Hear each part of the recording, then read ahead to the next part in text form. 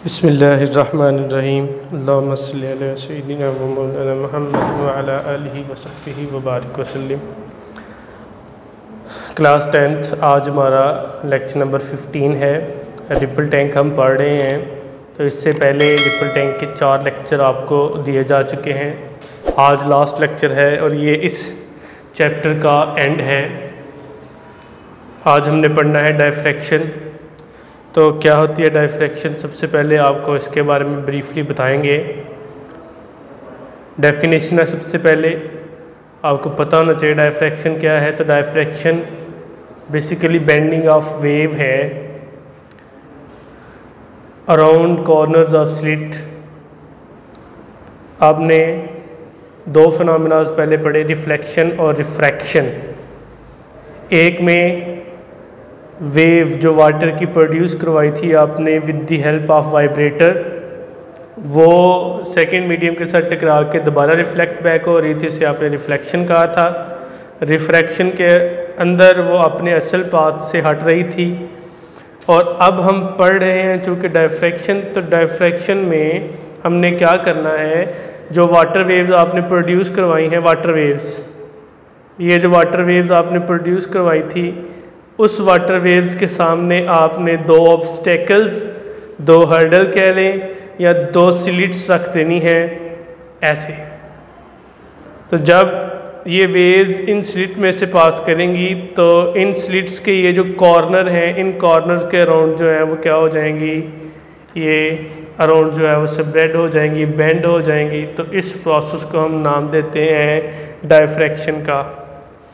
ठीक है कि अगर आपके पास कोई वाटर वेव्स हों तो वाटर वेव्स अगर स्लिट्स के कॉर्नर के अराउंड बेंड हो जाएं तो इस प्रोसेस को हम बोलते हैं डायफ्रैक्शन।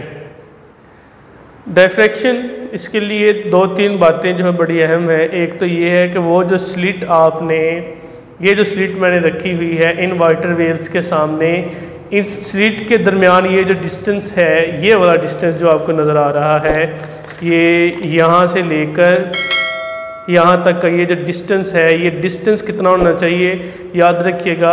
डायफ्रैक्शन तब ही क्लियरली देखी जा सकती है अगर ये डिस्टेंस इक्वल हो जाए वेव जो कि वाटर की प्रोड्यूस हुई है उसकी वेवलेंथ के।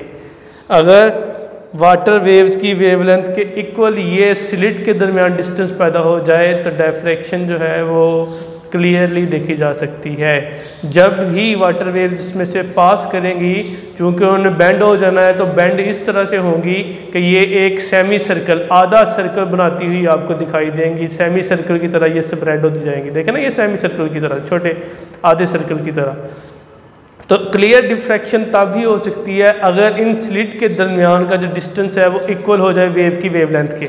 अब आप देखें, ये वेवलेंथ है वेव की, ये वेवलेंथ है, ठीक है।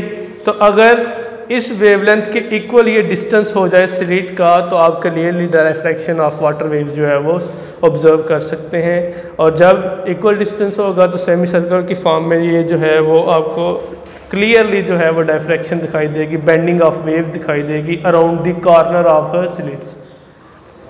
ठीक है, तो याद रखने वाली बात जो मेन ये है कि डायफ्रैक्शन क्लियरली तब दिखाई देगी जब इस स्लिट का साइज़ कंपेरेबल हो जाएगा with the wavelength of wave के। लेकिन अगर आप डिस्टेंस बहुत ज़्यादा कर देंगे, डिस्टेंस ज़्यादा करने का नतीजा क्या होगा, याद रखिएगा, आपको डायफ्रैक्शन तो दिखाई देगी लेकिन बहुत ही स्मॉल डायफ्रैक्शन आपको जो है वो दिखाई देगी।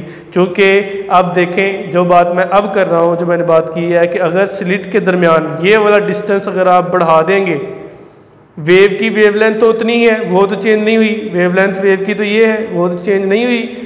लेकिन आपने क्या किया, स्लिट का दरमियानी डिस्टेंस चेंज कर दिया। जो ही आप स्लिट का डिस्टेंस चेंज करेंगे आपको डायफ्रैक्शन दिखाई तो देगी लेकिन बहुत स्मॉल डायफ्रैक्शन दिखाई देगी। अगर आप क्लियरली डायफ्रैक्शन देखना चाहते हैं तो ज़रूरी जो चीज़ है वो ये है कि आप स्लिट्स के दरमियान का जो डिस्टेंस है, ये जो डिस्टेंस आपको नज़र आ रहा है, इस डिस्टेंस को आप जो है उतना रखें जितना वाटर वेव की वेवलेंथ है। अगर आप उससे बढ़ा देंगे, अगर आप उसको जो है मज़ीद इन्हेंस कर देंगे स्लिट के दरमियानी डिस्टेंस को, तो यकीनन आपको जो डायफ्रैक्शन नज़र आएगी वो क्लियर डायफ्रैक्शन नहीं होगी, वो नॉर्मल और स्मॉल डायफ्रैक्शन आपको नज़र आएगी। ठीक है जी।